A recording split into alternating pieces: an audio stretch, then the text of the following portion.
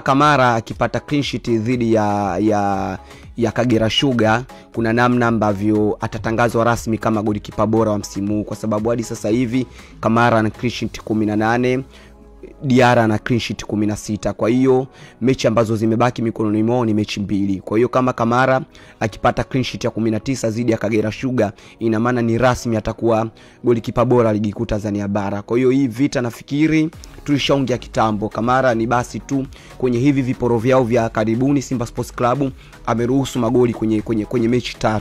Kama unakumbuka kwenye mechi dhidi ya Mashujaa aliruhusu goli, kwenye mechi dhidi ya KMC aliruhusu goli. Kama Kamara angekuwa makini kwenye hizo mechi, au safu ya mabeki ya Simba Sports Club wasingekuwa wanafanya makosa ya wazi, kuna namna ambavyo hivi tunavyozungumza tayari tungepo tushampata golikipa bora wa msimu Musa Pinipini Kamara.